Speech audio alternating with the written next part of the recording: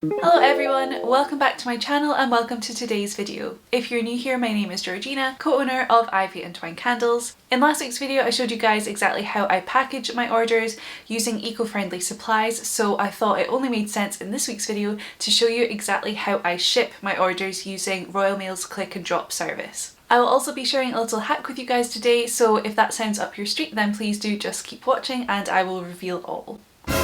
Before we get started though, I'd just like to ask you to please subscribe to my channel if you haven't done so already, if you are interested in candle making, candle business and generally small business related content such as this video. I usually post videos every Tuesday, however please feel free to click the wee bell so you do get notified when I post a new video.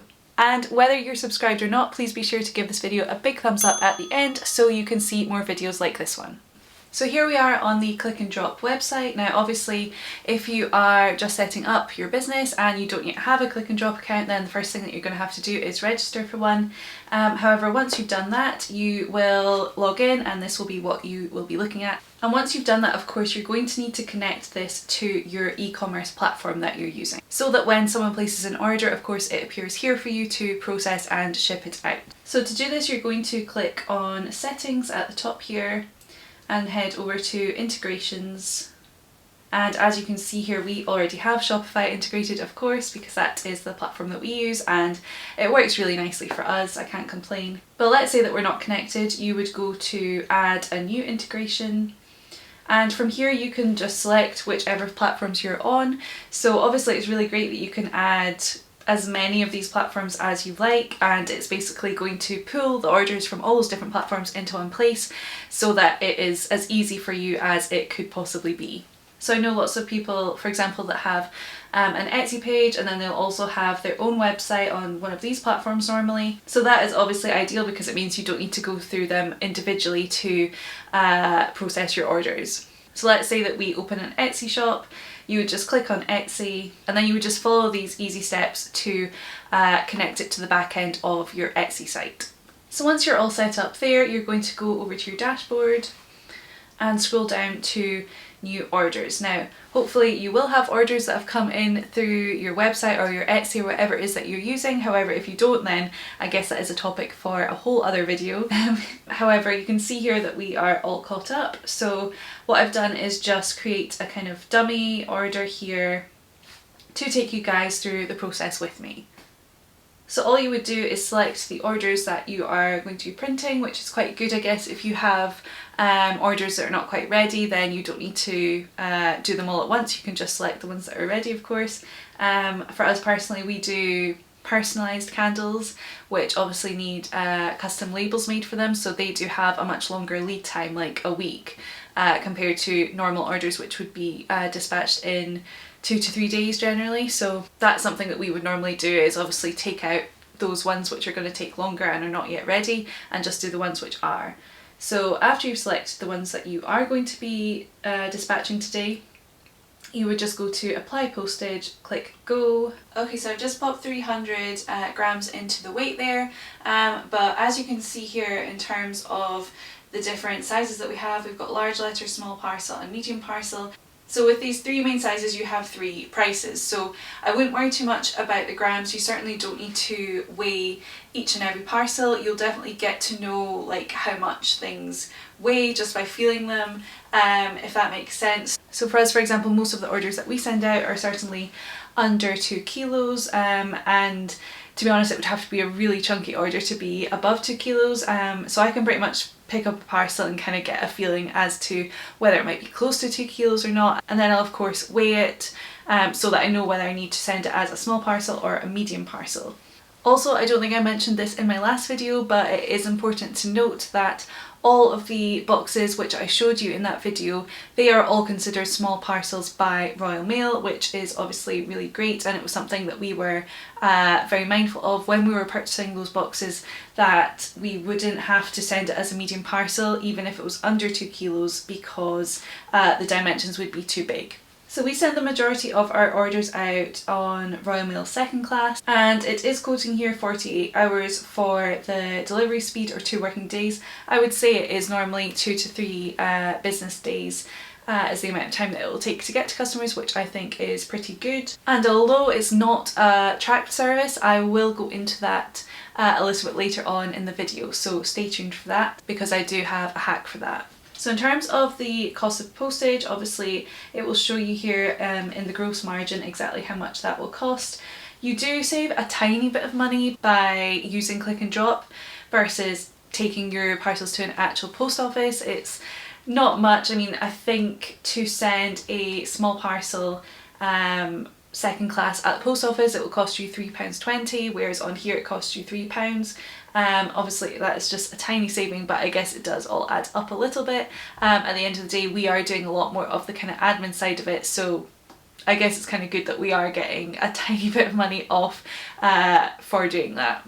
So from there I would just select Royal Mail second class, scroll down and click apply, pay and generate labels.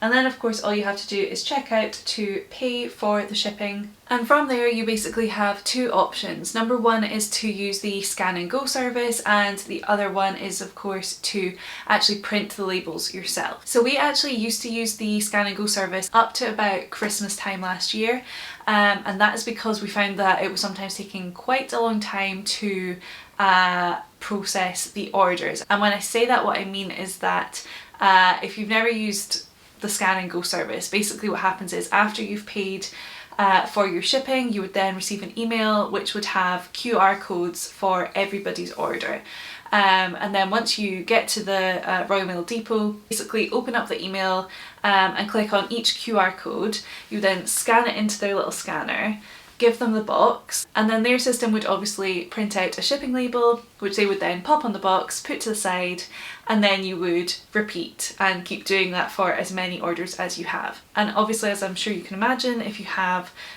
20 or sometimes 30 boxes that you're shipping out, that can take quite some time. So and as well as that, sometimes there would be like issues with their printers or the scanners, and it would just kind of take way longer than anybody wanted it to. But thankfully now we do print off all of the labels ourselves here at home, and honestly I cannot recommend it enough. It's just such a big game changer. It makes everything so much quicker and I absolutely love it. So after we have paid for the postage and clicked print, obviously all of the labels will then come out of the printer, and from there we will basically just tear them off and sort them out into piles corresponding to how many units are in each order. So we'll have one pile of 1 candles, one pile of 2 candles, one pile of 3 candles, and so on, so that we basically know how many boxes and all the different types of boxes we need to build up. And of course then all we have to do is actually physically pack the orders and get them into a Royal Mail shipping bag. And then it's off to the post office, and literally all we have to do is just give the postman our bag of orders and that's it. There's no waiting around, and I think honestly it's just a lot more efficient for everyone involved. I'm sure the posties really did not enjoy seeing us come through the door every day when we were super duper busy and having to stand there and have to scan and put labels on 50 different boxes. Our printer is just a thermal printer, which I guess is good because we don't need to purchase any inks for it. However, it's, to be honest, pretty basic. It's not kind of the snazziest one that you will find, but it does the job. We really didn't want to spend like £300–500 on a label printer if we could possibly avoid it, so that's exactly what we did. But as I said, it's fine for what we need, so I will leave a link to that in the description box below if you want to go check it out. Okay, so on to my little hack. So if, like us, you want to send your orders out second class for your small business, however you have some anxieties over parcels potentially going missing, which to be honest for us it's only happened like once or twice in over 18 months, but obviously it can be a worry that that might happen and you will then have to send out replacements at a cost to you. So this hack is great because although you don't get a full track service like you would with Track 24 or Track 48 where you get to see the parcel's full journey, you can still actually track it in terms of has it been dispatched, has it been delivered, or importantly, has it been attempted to be delivered but no one was in or there's no safe place, so it's at the local depot waiting to be redelivered or collected. Now for some reason in the last month or so we've had it happen like 2 or 3 times where customers have got in touch with us to ask about where their order is, and it's been like a week or 2 weeks, and luckily we've been able to use this method to find out what's going on, and it has actually transpired that delivery was attempted but no one was in and there was no safe place. So it has been waiting for them to collect at the local depot, which is frustrating to say the least, because obviously they should have received, usually you get like a little red card that'll say like, oh sorry we missed you, and let the person know that they haven't got the parcel and they need to go and get it or arrange redelivery. So that is a bit annoying, but like I say, it has only happened a few times. It's just a bit of a coincidence and a bit odd that it's occurred all within the last month, but hopefully it doesn't happen again, because it's rather annoying. But everyone was very understanding. Obviously it wasn't our fault and they did get their orders in the end. So how you would do this is by using the actual shipping label that you used for your customer's order initially. Now obviously if it is something like the case that I just mentioned, then some time will have passed since you put the order through on click and drop, and obviously what happens then is it downloads to your computer. However, what I do is every week or other week, because these are all sitting on my computer taking up storage, I will just go through and obviously delete all the old labels. There's no reason for me to normally keep them. However, what you can do is you can go back onto the click and drop website, and what I would do is search for the customer's name or their order number in the top right hand corner, and it will bring up their order. And then from there what you would do is click regenerate labels, and that will just bring up the shipping label for that order once again. And from there you can obviously download the shipping label, and I did think about trying to show you this on one of my previous shipping labels. However, I realised that there's just no way for me to do it where I can like clearly show it to you guys but also protect my customers' personal details and address and everything like that, so I decided against that. However, I will pop an image in here of an example which I have found on the Royal Mail website, just to give you an idea of where exactly you're looking for this code. So it should be just above the QR code. There will be I think it's an 11-digit code, which you will then just simply copy that code and then go onto the track and trace section of the Royal Mail website, paste that code in, and it will show you exactly what's going on with that parcel. Now luckily this has never happened to us because we have absolutely lovely customers. However, it is actually quite a good thing just if you feel like somebody could be potentially trying to like pull the wool over your eyes and say that they've not received something, because I think most people are not aware of the fact that you can kind of trace like first class or second class parcels. So of course there is the potential for someone to receive an order, see that it's not tracked, and kind of, as I say, try and pull the wool over someone's eyes and say, oh, I've not got my parcel, can you send me another one? And I have actually seen people tell stories about that on TikTok. So this is just kind of like a bit of insurance, I guess. So you can kind of say, oh no, like I can see that it has been delivered, maybe is there someone else in your house that might have taken it in, or maybe go and check with them, that kind of thing. But yeah, so it's just something to bear in mind. And of course if you do have a parcel appear to go missing, then you can kind of get a better gauge on what is going on with it. Okay, and lastly I just want to talk briefly about the Royal Mail business account.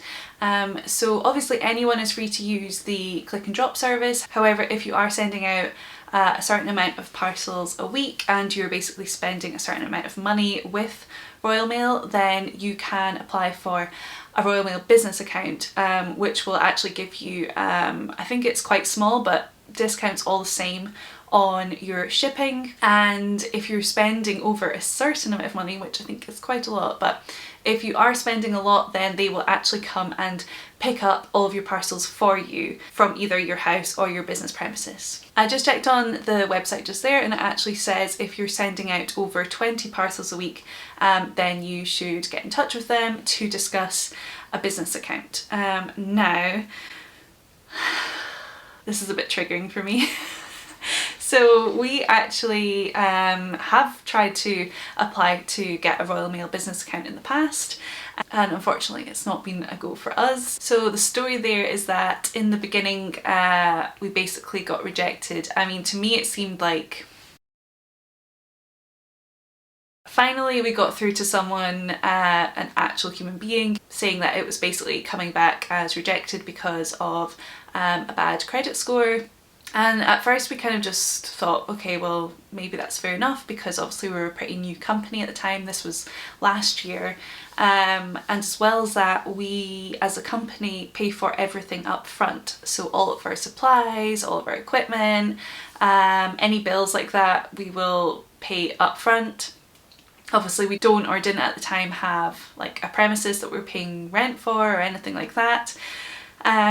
So it was very difficult for us to actually build up a credit history. We didn't have a 30-day account with any company that we would buy any supplies from, and we didn't even have like a credit card, let's say. So we thought, okay, that's fair enough. And I think a couple of months went by, and I think we actually did try and take something on credit, or a few things, to try and like build up a credit rating. And so we got back in touch with the person that we were speaking to at Royal Mail and said, look, can you like look into this for us, because we were sending out like hundreds of parcels a week, spending quite a lot of money. And you know, I think it's just one of those weird things in life where like you can definitely afford to pay for postage. Like, we were paying for it anyway. All we wanted was an account so that we could get like tiny bit of discount and potentially get someone to come and pick them up for us. In the digital sense, I guess,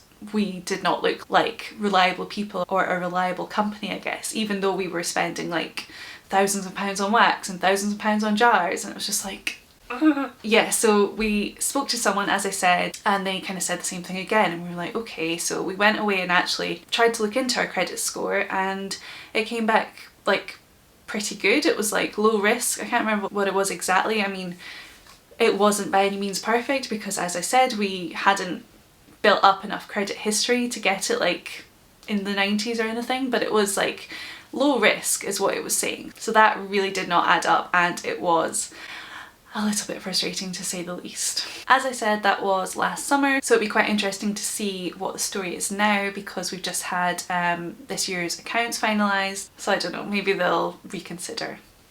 Who knows?